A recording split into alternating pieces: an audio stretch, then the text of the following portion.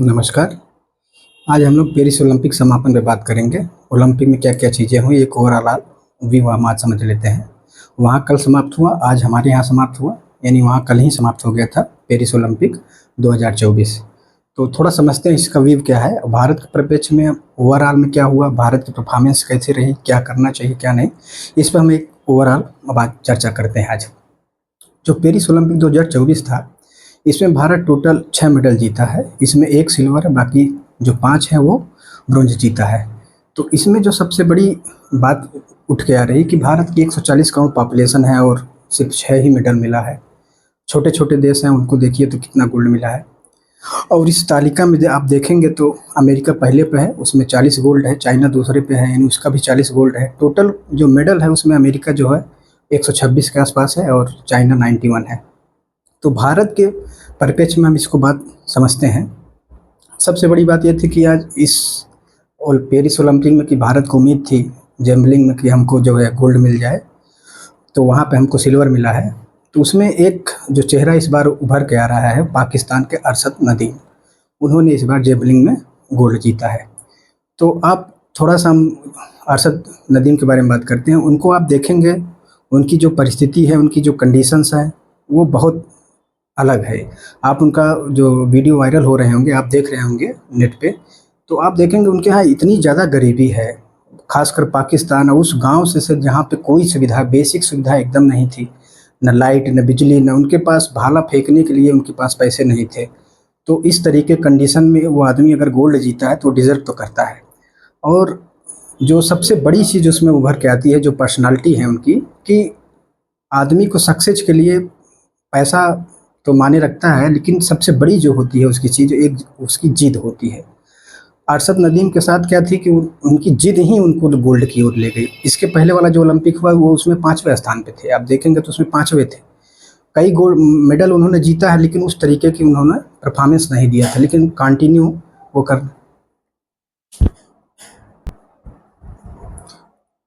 तो उनकी जिद ही उनको जो है गोल्ड की ओर ले गई। और आज वो आप देखिए तो उनके यहाँ हर चीज़, हर लोग स्वागत करने के लिए तैयार है। वहाँ के प्रधानमंत्री पहली बार वीडियो बनवा रहे हैं अपनी बैठ के कि हमारा प्लेयर ऐसे था। इसके पहले उनके पास भाला खरीदने के पैसे नहीं थे। तो आप देखिए ना, पूरा उनका जो एक पर्सनालिटी निकल के आती है कि जिद, आदमी पैसे हैं, पैसे आपको बाधा डालेगी, लेकिन आपको जिद को उतना ज़्यादा आपको परेशान नहीं कर सकती है। तो जिद आपकी सबसे बड़ी होती है, जो एक करेक्टर वहाँ से समझ में आता है।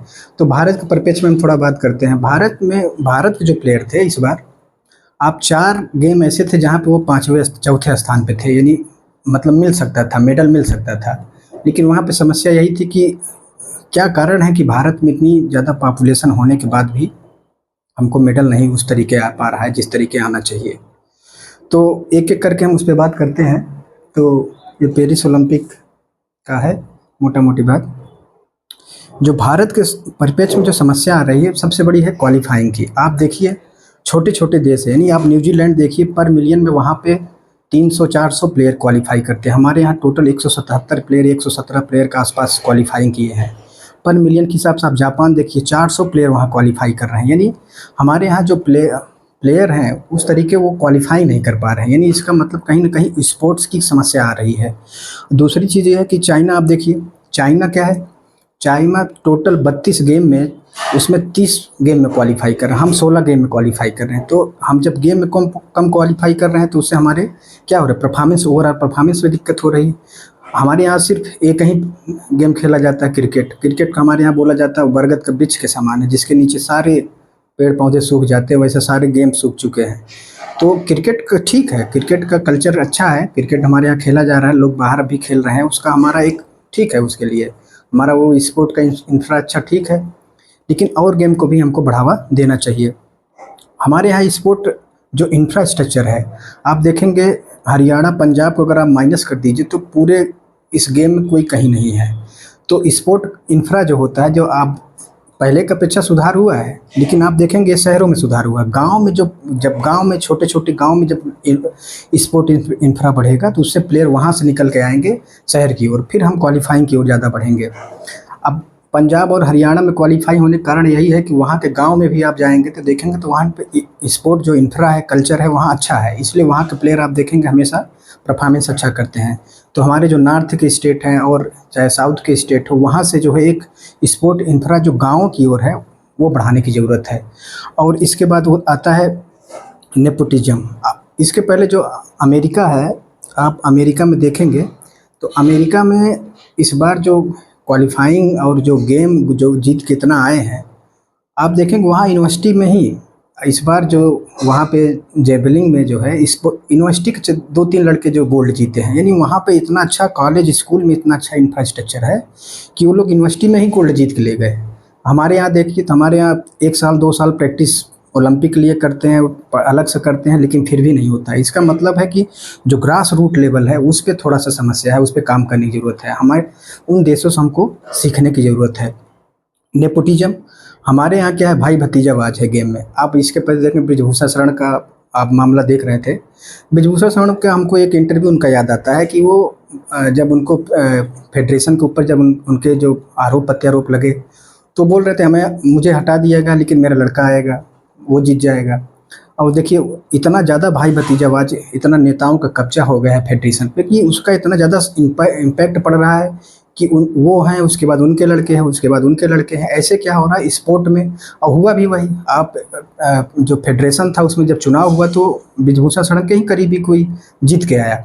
तो ये चीज़ें हैं जो नेताओं का कब्जा बना रखा है पूरे फेडरेशन पे, उसको बहुत ज़्यादा सुधार की ज़रूरत है, जिससे क्या हो सके कि कम से कम फेडरेशन अगर बायसनेस हो के काम नहीं करेगा तो हमारे यहाँ के जो रियल जो लड़के हैं वो आना शुरू करेंगे और अच्छा गेम का होगा।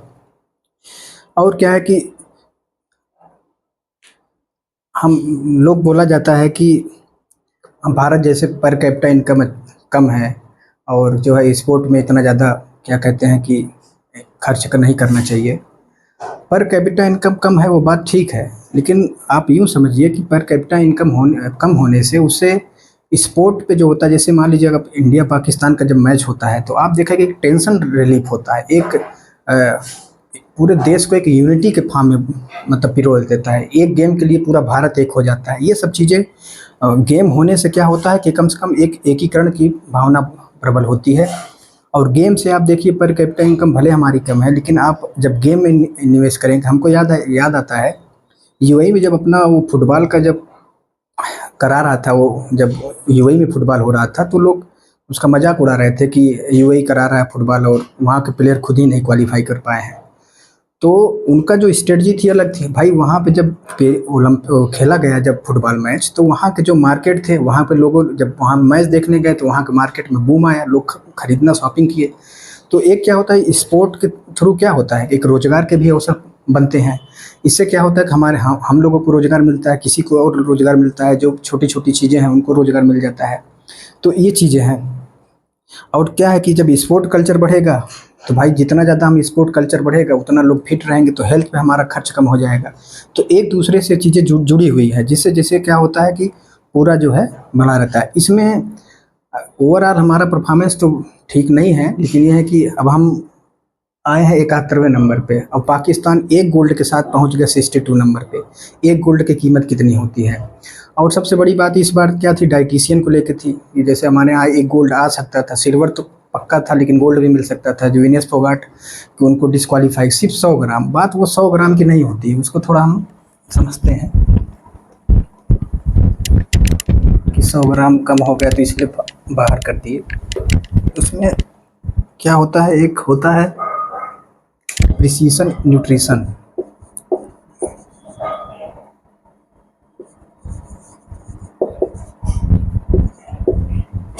प्रिसीशन न्यूट्रिशन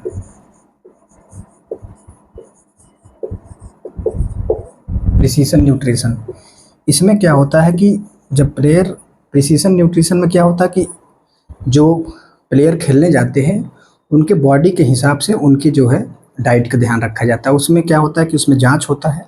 जांच होने के बाद क्या होता है, जैसे उस प्लेयर के हर प्लेयर के जैसे उसका पहले मेटाबॉलिज्म चेक किया जाता है।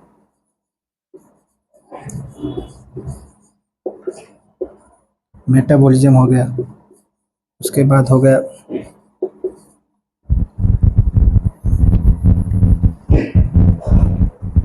माइक्रोबायोम हो गया,